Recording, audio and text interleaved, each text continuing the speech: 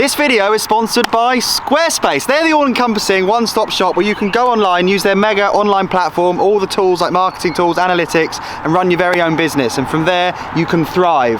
And that's kind of the topic of this video, because it's very sad that my compound is thriving so much. This is my slopestyle compound, and yet I'm unable to ride because of my shoulder, which I'll talk about a bit more about in a minute. I'm going to talk about this a bit more in a minute. I'm going to talk about the new playground in a minute. So myself, but mostly Jamie, to be honest, while I've been filming other videos and doing things, Jamie has made this place superb, the best it's ever been. We've got the huge roll-in that I built last year. All this stuff has sort of been built in the last 18 months. For that massive first jump, which is about 10 meters long, it's a perfect slopestyle feature for me to train on. This whole place is super training focused. But now that I'm building over at the playground, which is flat out, honestly, like this is thriving and I'm kind of surviving, just trying to balance my addiction for digging and building jumps. Like, it's a desperation now to get that place ahead of the game, and so you guys can watch 2 epic episodes a week. It's taking up all of our time, but that's also because I can't ride. I want to test that stuff. I'd love to ride this place. Honestly, the last week of sun we had, Jamie made everything so good. I was gonna have that epic session here that I promised, where I was gonna link together my double flip runs, contest training runs. We even concreted this bomb hole down here really well, because this was the whole problem zone, wasn't it? This was the reason I couldn't session that mulch. And none of you have seen how big this landing is now. It's enormous. This takeoff's 11 foot tall. I guess this is kind of a bit of a compound walk around, because there's a lot of new subscribers coming to the channel for the playground series, and they might not even know about this place, but if you do, you need to see it now. Look at the state of this landing. That is huge. Isn't that good? And it's not been ridden. That's a month old and it's still not been ridden. So we did that, we raked it. I think it was even the day I crashed and hurt my shoulder. So that was the thing I was most gutted about, was the time and hours that had gone into making this place mega, and I couldn't utilize it and train. So what's going to happen with my compound? Well, all our time is being focused over on the playground, but I'm trying to dig so hard and do such big days with me, Ben and Jamie, that we can buy ourselves days to come here and I can train, because I want to enter competitions this year. And where my compound in the past has kind of been like the YouTube studio, the film set for building features, changing things, upgrading things, doing stuff like this to try and enhance it, I feel like it's now got to the point where it can rest, sit in the sun all summer, and I can just unlock the gates, drop in and put my tricks together before a competition, and that can coexist with the playground series, and I'm stoked about that. So you're not going to see my compound now as a place where we're going to build jumps, because that exists somewhere else, but I promise when I come here it will be really, really head down, progressive, focused riding, not just for you guys but for me, because like I say, I've got a comp lined up I want to go to in Switzerland in a month, and then from there it's going to kind of carry on and roll on, and I need to be prepared. I've talked about this so much, but to return to contests has stressed me out a lot. Naturally, that's what I did for a career before. I was every weekend in a different country competing against the same riders, and now I feel removed from that because I've focused on content creation, YouTube. I've done so much, but it's not the mindset changes, and even though I work harder now than I ever have by far, I need to channel that in a different direction, and this place for me now will do that, because I'm not going to come here to make videos. I'm going to come here to just smash it and be the best I can be.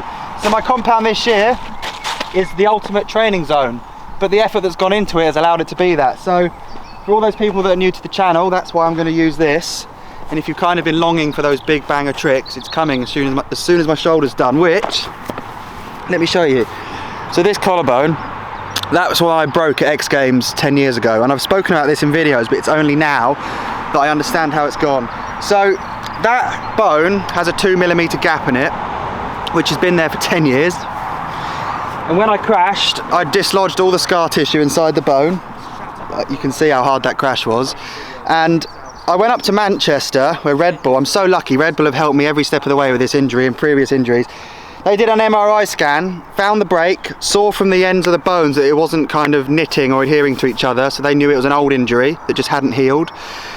And it was full of inflammation, and the agonising pain was all the swelling inside the bone. So they put a needle in the bone, injected loads of this stuff in there which cleared the inflammation, and that hurt so much. Imagine getting an injection into a broken bone that wants to prise it open to push everything out. It was really painful.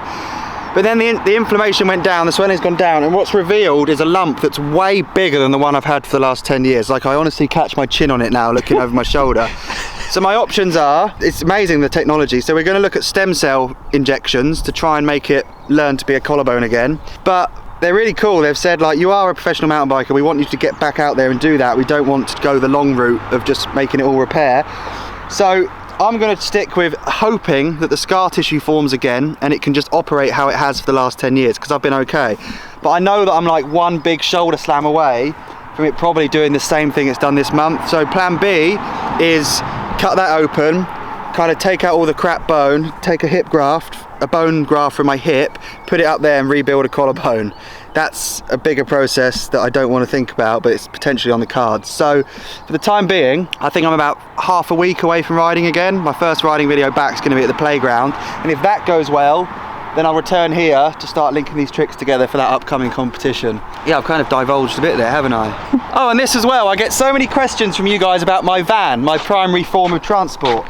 Talking of transport, if you're looking to transport your dreams and admirations and aspirations into something real, purposeful that you can cash in on, Squarespace is no doubt and surely the platform for you. You can go on there, you can sign up using the free trial link in my description below, and there's even a discount code there where you can save 10% off your very first purchase. And when you arrive at the website, you can build your very own beautiful looking page by choosing your own domain name, so you can send people to a link that you're proud of. They can type in words that you're proud of and you own yourself. You can purchase that at Squarespace.